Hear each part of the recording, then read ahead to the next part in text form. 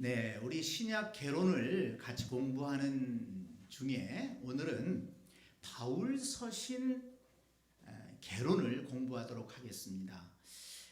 신약 성경은 크게 네 묶음으로 분류할 수 있다고 했죠.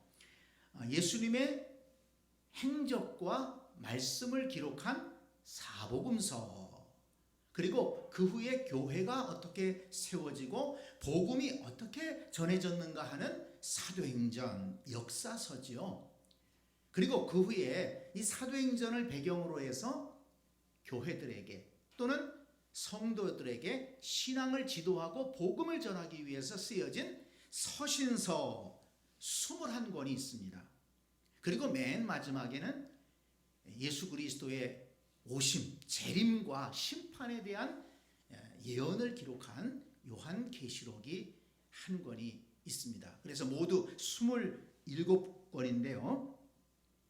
그러니까 신약 성경 하게 되면 복음서, 그리고 사도행전, 그리고 서신서, 계시록, 이렇게 넷으로 분류할 수 있다. 이것을 머릿속에다가 좀 넣어 놓으시고 성경을 읽을 때 내가 어디 읽고 있구나 이렇게 생각하시면 이해가 쉬울 겁니다. 자, 그 가운데서 오늘은 그 21권의 서신서 가운데 13권이나 기록한 바울 서신, 바울이 가장 많이 성경을 기록했죠. 13권이나 기록을 했습니다. 물론 히브리서를 포함한다면 14권입니다만은 그건 조금 논란이 있기 때문에 13권 바울 서신이 있습니다. 그래서 이제 바울 서신을 이렇게 각 권을 살펴보기 전에 바울 서신 전체를 좀 살펴보려고 합니다. 자, 먼저 우리가 바울 하면 모르는 사람이 없죠. 베드로와 함께 초대교회와 선교를 위해서 헌신했던 위대한 사도죠. 자, 그런데 우리가 바울은 어떤 사람이었을까? 한번 좀 정리하고 싶습니다. 이 바울의 히브리어 이름은 사울이죠. 그래서 사울의 이름이 사도행전 7장 가운데 등장을 합니다. 맨 먼저 스데반의 그 순교 사건에 사울이라고 하는 청년, 이렇게 이름이 등장을 하고 나오죠. 그리고 이 바울은 로마식 이름입니다. 이 사도행전 13장에서 이 바울이라고 하는 사울이 이렇게 나옵니다. 그러면서 이제 그때부터는 이제 사울이라는 이름은 나오지 않고 바울이라는 이름으로 전개가 되는데요. 여러분, 왜 그렇게 했는지 우리가 생각할 수 있잖아요. 사도행전 13장부터는 전도 여행, 세계 선교가 시작됩니다. 거기에 이제 바울이 헌신하거든요. 그래서 그때부터는 히브리식 이름인 사울이 아니라 이제는 로마식 이름인 바울을 사용한 것입니다. 좀 더 이방인들에게, 헬라 사람들에게 더 다가가기 위해서 이제 로마식 이름인 바울로 기록한 것을 우리는 볼 수가 있습니다. 그 이름의 뜻은 작은 자입니다. 작은 자. 정말 그 이름대로 주님 앞에서 겸손하게 그렇게 평생을 헌신한 것을 볼 수가 있는데요. 베냐민 지파 출신이죠. 순수한 히브리인입니다. 난지 8일 만에 할례를 받았고 유대교와 유대 전통에 아주 익숙했던, 정통했던 그런 유대인이었죠. 근데 태어나기는 지금의 터키 지역인데요. 길리기아 지방의 다소라는 곳에서 태어났습니다. 그래서 아버지가 로마 시민권을 가지고 있었기 때문에 태어나면서부터 로마 시민권을 가지고 있었습니다. 그 로마 시민권은 대단한 힘이 있었는데, 그래서 그 많은 로마 제국에 사는 그런 사람들이 돈을 주고라도 로마 시민권을 사고 싶어 했는데, 이 바울은 태어나면서부터 로마 시민이었던 것을 우리는 알고 있고요. 그는 평생 결혼하지 않았습니다. 혼자 살면서 그렇게 복음을 전하는데 헌신했고요. 그리고 유대 공회의 공회원이었던 것으로 생각이 되고, 또 선교 사역 중에는 자기가 직접 천막 만드는 일을 해가면서 이렇게 그 유대인들은 어릴 적부터 이 먹고 살 수 있는 기술을 가르치는 것을 굉장히 중요하게 생각을 했습니다. 그래서 이 바울도 어릴 적에 이 텐트 만드는, 천막을 만드는 이런 기술을 배웠던 것 같아요. 그래서 선교 사역을 하면서 교회로부터 후원도 받기도 했지만은 많은 경우에 이렇게 텐트를 수리하고 만드는 그런 일을 또 하면서 선교 사역을 했던 것을 우리가 알 수가 있습니다.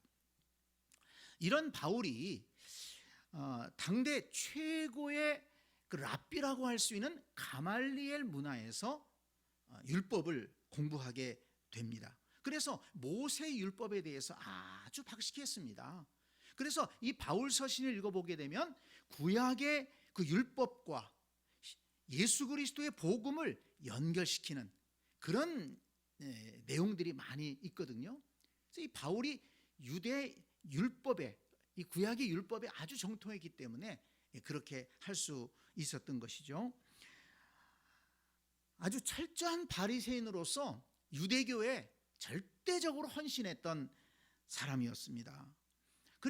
그래서 이 기독교인들을 박해하는데도 아주 앞장섰지 않았습니까? 예수가 부활했다, 예수가 하나님의 아들이요 우리를 구원할 주님이시다, 이렇게 예수님의 제자들이 선포하고 가르치고 또 기독교인들이 생기니까 이 바울은 막 화가 났던 거예요. 이런 사기꾼들이 있나, 어떻게 십자가에 못 박아 죽은 예수가 다시 부활을 했고 그 예수가 무슨 주님이시냐, 구원자냐, 메시아냐, 화가 나가지고서 예수 믿는 사람들을 잡으러 다녔습니다. 그리고 스데반이 순교할 때 그걸 뒤에서 조종한 사람이 그 당시에 사울이었습니다. 그러다가 우리가 아는 것처럼 다메섹으로 유대 공회의 허락을 맡아가지고, 공적인 그런 허락을 맡아가지고 다메섹에 기독교인들이 많다는 소식을 듣고 다메섹으로 이 기독교인들을 잡으러 핍박하러 가던 길에 하늘로부터 강한 빛과 함께 주님께서 사울을 부르시지 않습니까? 사울아, 사울아, 사울아, 사울아 부르니까 그 빛과, 강렬한 빛과 하늘에서 들려오는 그 소리에 놀라가지고 말에서 떨어졌어요. 쓰러져 버리고 말았습니다. 그리고 순간적으로 눈이 안 보이는 거예요. 주여 누십니까? 나는 네가 박해하는 예수다. 깜짝 놀랐습니다. 예수가 부활했다는 것은 사기꾼들이 하는 소리로 알았는데, 아니 그 예수가 나를 부르고 있구나. 거기에서 이 사울은 꼬꾸라지게 되고, 그리고 옆에 사람들에게 끌려서 그 다메섹 시내로 들어가죠. 그리고 거기서 아나니아라고 하는 선지자가 찾아와서 거기서 앞을 못 보고 사흘 동안이나 금식하고 있는 그 사울을 찾아가서 안수기도 하고 세례를 베풀고, 거기에서 이제 주님을 영접하게 됩니다. 그리고 바울은 거듭나게 되죠. 예수 그리스도가 부활하셨고 그분이 메시아이고 그분이 우리의 구원자이시다, 이것을 확실하게 깨닫고 고백하게 됩니다. 그리고 나서는 또 얼마나 또 흥분이 됐는지 나가서 그냥 다메섹에서 예수는 그리스도다 전도를 한 거예요. 복음을 전한 것입니다. 그랬더니 유대인들이 이제 그때는, 아니 저거 예수 믿는 사람들을 잡아다가 두던 저 사람이 왜 예수를 증거하고 다니느냐, 그러면서 핍박을 하게 됩니다. 그래서 거기서 더 이상 활동을 못하고 이제 바울은 아라비아로 들어가서 3년 동안 거기서 머물면서 깊이 기도하면서 다시 이 복음을 정리하는 시간을 갖게 됩니다. 이 갈라디아서에 보면 아라비아에서의 3년 사건을 얘기하거든요. 그동안 이 많은 그 구약의 율법과 예수 그리스도의 그 오심, 메시아의 오심, 그 또 예수 그리스도의 말씀과 연결되는 것들을 많이 연구하고 정리하지 않았겠는가, 그런 생각을 해봅니다. 그리고 또 그 3년이 지난 다음에는 예루살렘으로 올라가게 됩니다. 거기서 베드로를 만나고 주의 형제, 주님의 형제였던 야고보를 만나게 되는데, 사실 이 예루살렘에서 다른 사도들과 그리스도인들이 이 사울을 용납할 수가 없는 거예요. 그렇게 핍박하고 못살게 굴고 스데반 순교하는데 앞장섰던 사람이 이제 뭐 예수님을 믿는다고 그러고 그러니까 곱게 보질 않은 것입니다. 받아주질 않았어요. 그래서 그 후로 예루살렘을 떠나서 자기 고향으로 돌아갑니다. 고향이 어디라고 그랬습니까? 길리기아 다소로 가서 거기서 10여 년을 묻혀 지내게 됩니다. 뭐 거기 묻혀 지내면서도 하나님의 뜻이 있다고 생각해요. 아까 아라비아에 가서도 기도하며 준비했지만 자기 고향 다소에 가서 10여 년 동안 묻혀 있으면서 그는 예수 그리스도의 복음에 대한 것들을 많이 연구하고 정리했을 것입니다. 그러던 차에 안디옥의 교회가 세워지고 바나바가 예루살렘에서 파송을 받아가지고, 예루살렘 교회에서 파송을 받아가지고 안디옥 교회에 가서 사역을 하는데, 이 바나바는 이 사울의 가치를 알아본 거죠. 그래서 사람을 보내서 이 사울을 안디옥으로 데리고 옵니다. 그리고 거기에서 함께 바나바가 사울과 함께 성도들을 가르치면서 전도하면서 안디옥 교회를 세워가게 됩니다. 이제 그러다가 이제 또 이 바나바가 예루살렘을 구제할, 예루살렘에 흉년이 들어가지고 이제 안디옥 교회가 헌금을 해서 이제 그 구제 헌금을 가지고 예루살렘으로 올라갈 때 이 사울을 데리고 올라갑니다. 그러면서 이제 거기에서 바나바가 이 사울에 대해서 소개하죠. 진정으로 회심했고 정말 예수 그리스도를 진실하게 믿는 우리의 형제다. 이렇게 바나바가 소개를 해서 예루살렘 교회에서도 사도들도, 예루살렘 성도들도 이제 사울을 받아들이게 되고, 그리고 베드로와 또 이제 바울이 함께 복음의 일선에서 사역하게 되는, 이렇게 협력하게 되는 일이 있게 됩니다. 자, 그러다가 이제 사도행전 13장을 보게 되면 바울의 선교가 시작되죠. 안디옥 교회에서 이제 하나님의 기도하는 중에 하나님께서 성령을 통해서 말씀하시죠. 이제 선교사를 파송해라. 그래서 그 안디옥 교회의 지도자였던 바나바, 그리고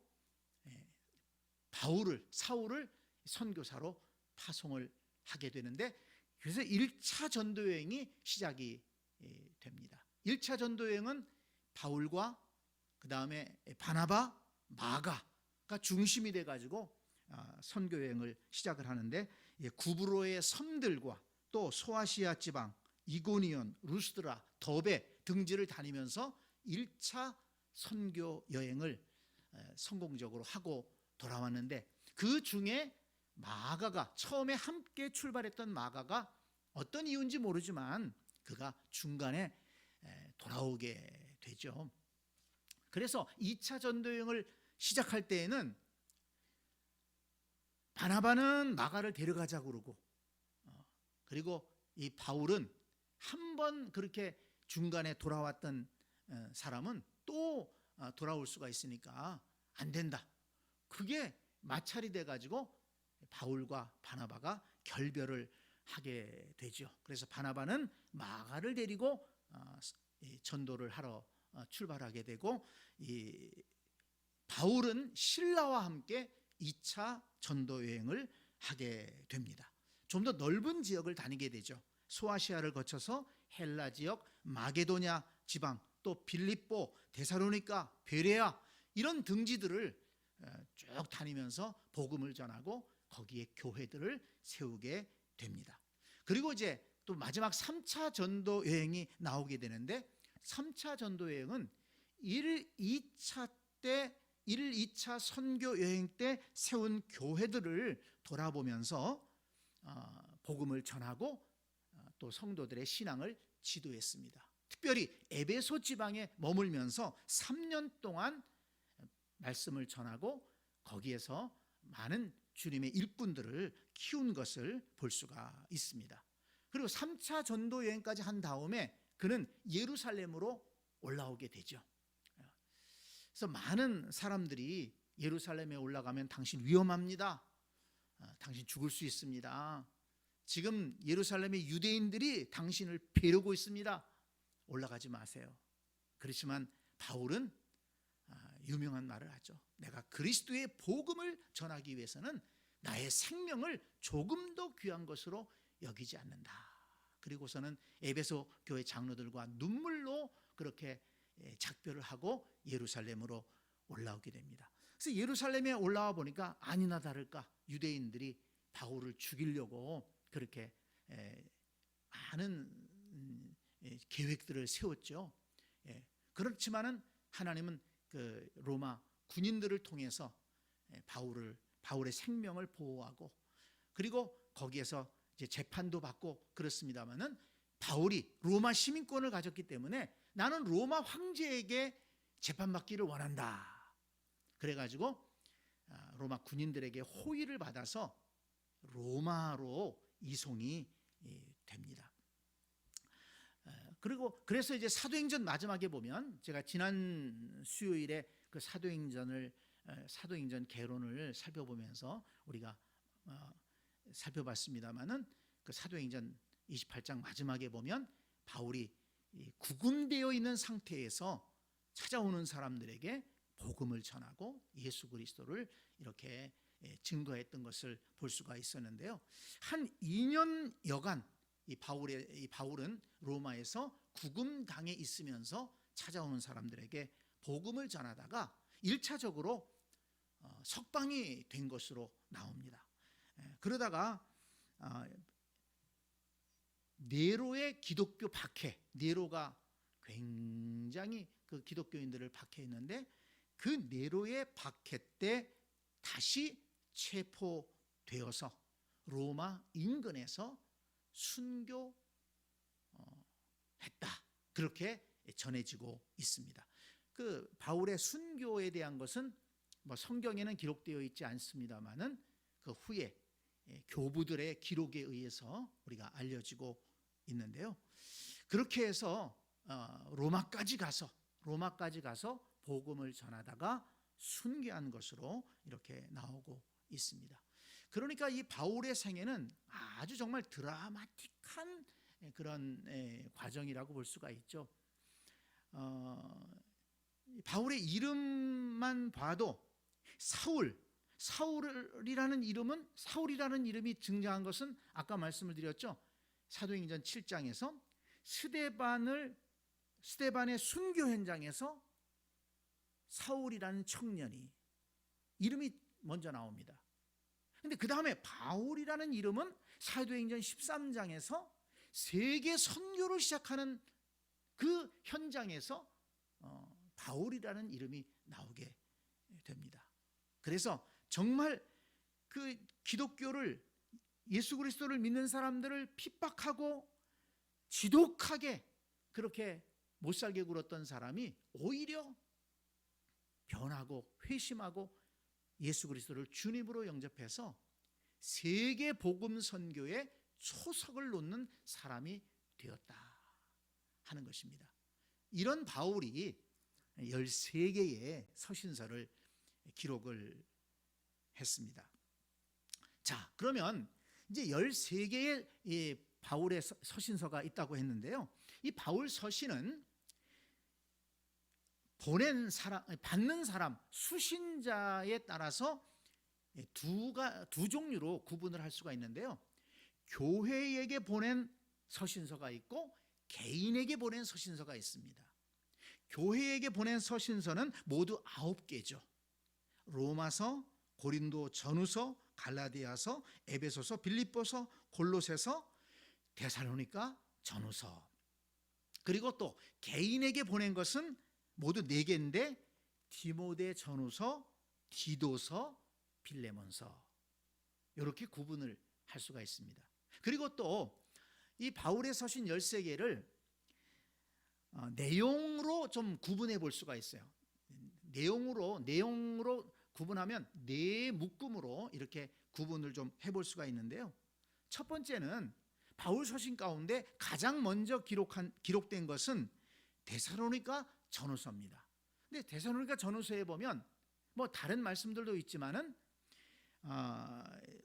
주로 그 종말론에 대해서, 예수 그리스도의 재림에 대해서, 심판에 대해서, 성도들의 부활에 대해서 강조해서 기록한 것을 볼 수가 있습니다. 왜 그런가 하면 그 당시에 너무 핍박이 심했어요. 성도들이 예수 믿는다는 이유로 고난을 당하고, 그리고 핍박을 받고, 직장에서, 집안에서 쫓겨나고, 또 순교를 당하는 사람들도 많이 있었습니다. 그런 성도들이 있을 때 바울은 예수 그리스도의 재림과 심판에 대해서, 부활에 대해서 강조해서 이 서신서를 써 보냄으로써 그 핍박을 당하는 성도들을 위로하고 소망을 주고, 그리고 절대 신앙을 포기하지 말고 끝까지 승리해라. 주님은 다시 오신다. 그리고 우리는 죽는 것이 아니다. 부활의 영광이 있을 것이다. 그렇게 성도들을 위로하고 격려했던 것입니다. 그래서 이렇게 종말론에 대한 서신으로서 데살로니가 전후서를 우리가 들 수 있고요. 두 번째는 바울 서신의 3대 서신이라고, 정말 그 중에서도 바울 서신 중에서도 중요하다라고 하는 책들이 있는데 고린도 전후서, 갈라디아서, 로마서입니다. 이 책들은 기독교의 교리들을 아주 논리적으로 잘 정리해 놓고 있어요. 예수 그리스도는 누구신가?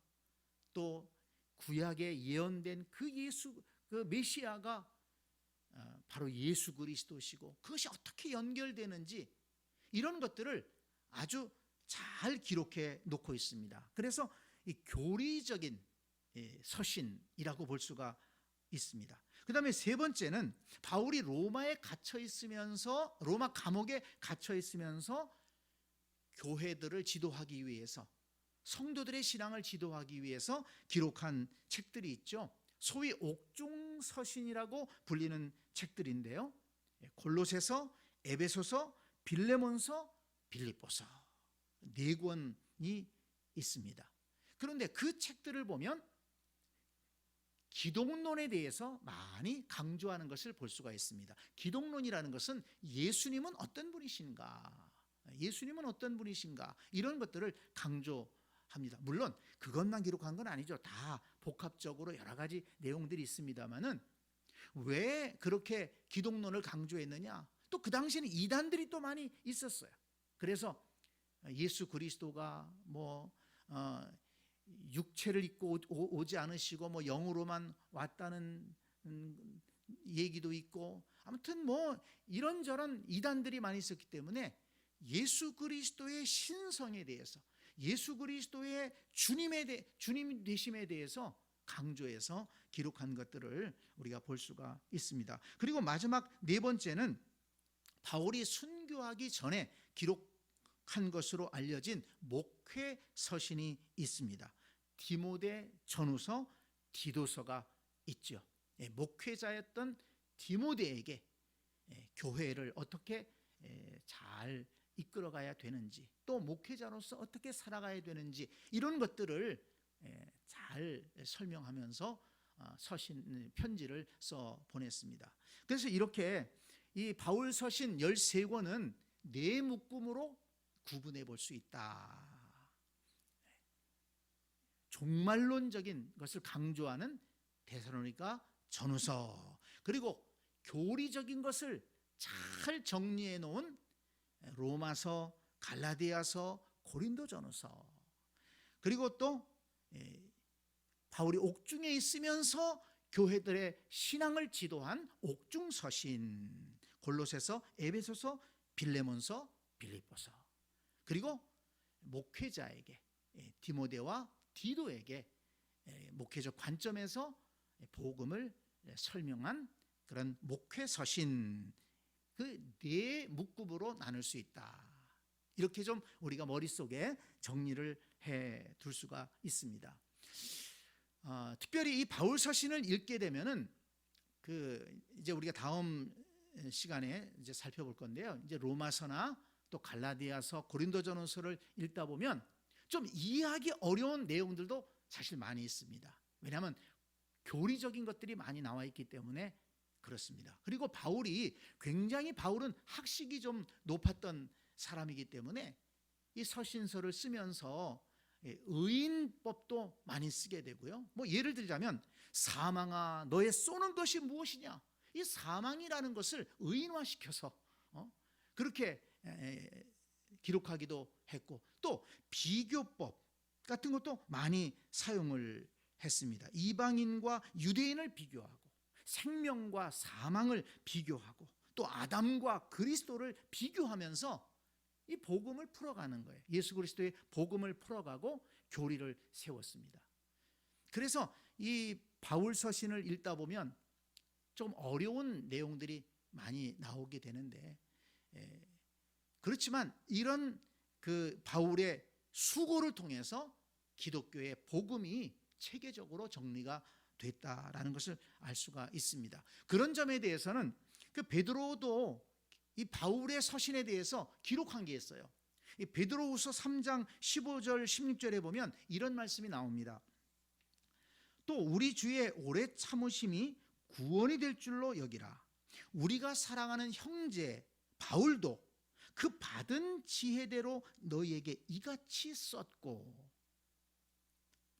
우리가 사랑하는 형제 바울도 그 받은 지혜대로 너희에게 이렇게 썼고, 또 그 모든 편지에도 이런 일에 관하여 말하였으되 그 중에 알기 어려운 것이 덜어 있으니 무식한 자들과 굳세지 못한 자들이 다른 성경과 같이 그것도 억지로 풀다가 스스로 멸망에 이르느니라.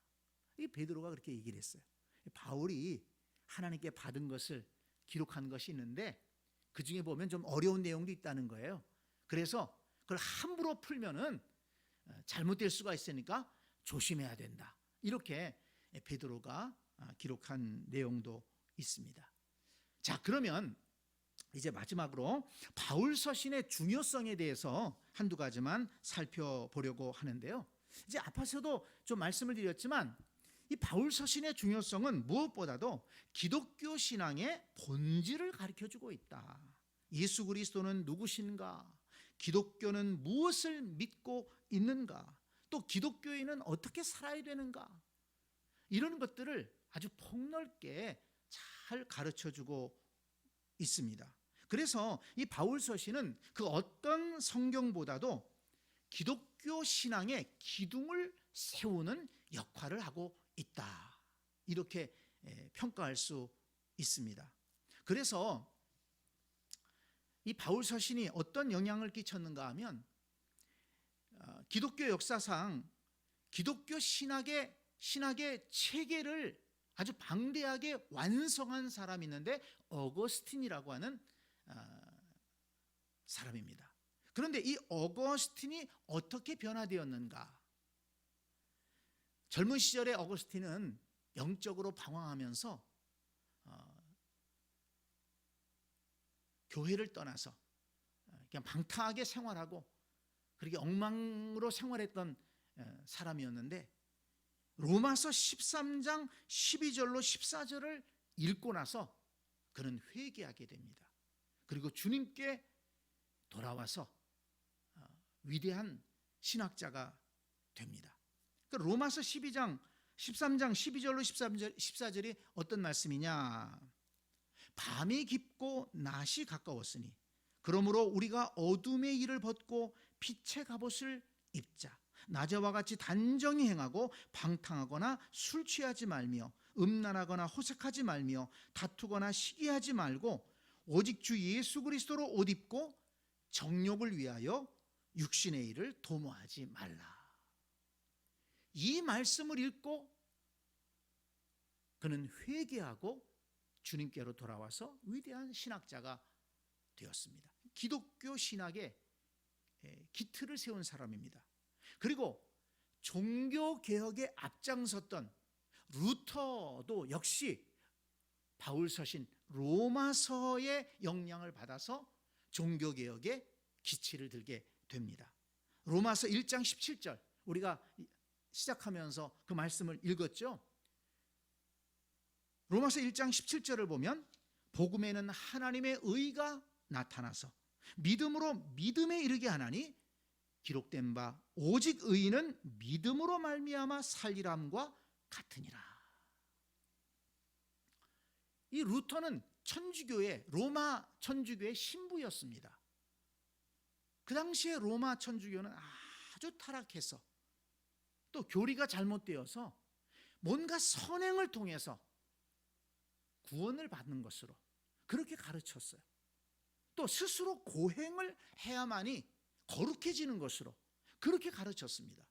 그래서 루터도 그런 줄 알고 스스로 고행을 많이 했습니다. 그 로마에 있는 베드로 성당의 그 높은 계단을 무릎으로 기어서 올라가면서 회개하고 스스로 어렵게 되기 위해서 그렇게 애를 썼습니다. 그런데 어느 날 이 로마서 1장 17절의 말씀이 이 루터의 가슴을 때린 거예요. 복음에는 하나님의 의가 나타나서 믿음으로 믿음에 이르게 하나니 기록된 바 오직 의인은 믿음으로 말미암아 살리라. 행함으로 사는 게 아니에요. 행함으로 의롭게 되는 게 아닙니다. 오직 예수 그리스도를 믿음으로 의롭게 된다. 이 사실이 이 루터의 가슴을 치면서 지금의 이 로마 캐토릭은 잘못됐구나. 그래서 교황에게 95개조의 질문을 던지게 되죠. 그래서 반역자로 몰려가지고 그렇게 고난을 당했습니다마는 그로 인해서 종교개혁이 시작이 되게 됩니다.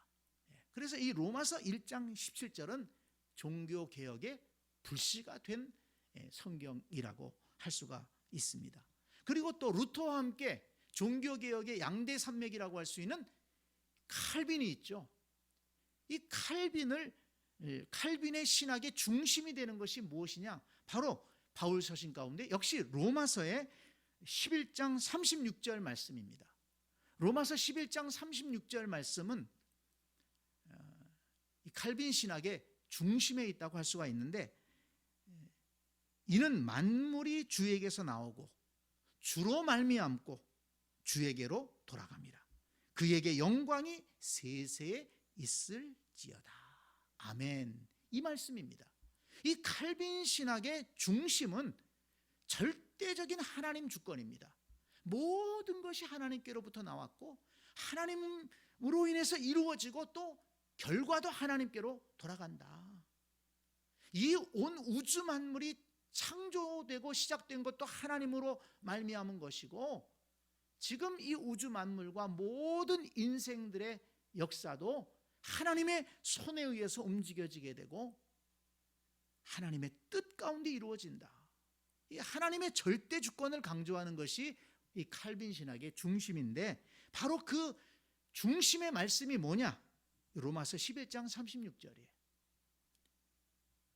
이는 만물이 주에게서 나오고 주로 말미암고 주에게로 돌아갑니다. 그에게 영광이 세세에 있을지어다.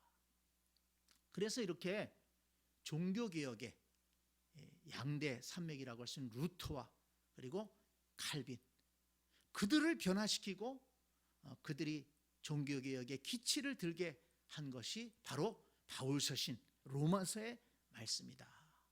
이렇게 우리가 기억해 두면 좋습니다. 자, 그래서 결론적으로 이 바울 서신의 핵심이 뭐냐? 바울 서신의 큰 주제가 뭐냐? 바로 제가 조금 전에 말씀드렸던 이 두 성경 구절이라고 생각합니다.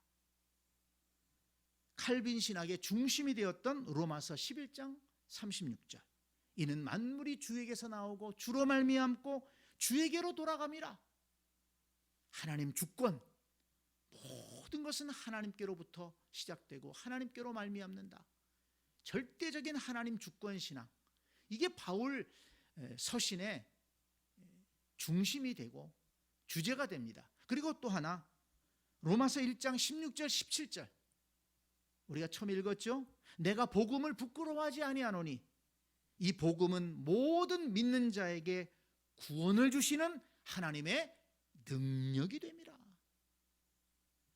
먼저는 유대인에게 또한 헬라인에게로다. 복음에는 하나님의 의가 나타나서 믿음으로 믿음에 이르게 하나니 기록된 바 오직 의인은 믿음으로 말미암아 살리람과 같으니라. 네. 절대적인 하나님 주권 하에서 예수 그리스도의 복음이 나오게 되고, 그리고 그 복음을 믿음으로 말미암아 우리는 구원을 얻게 된다 하는 것이 바로 이 바울 서신의 중심 주제다라는 것을 우리가 기억하고 이 바울 서신을 읽는다면 이해도 될 것이고, 이해도 더 잘 될 것이고, 더 큰 은혜가 되리라고 생각됩니다. 자, 오늘은 우리 바울 서신에 대해서 살펴봤고요. 이제 다음 또 수요일에는 우리 바울 서신 가운데 또 이렇게 잘 정리해서 여러분들과 함께 공부하도록 하겠습니다.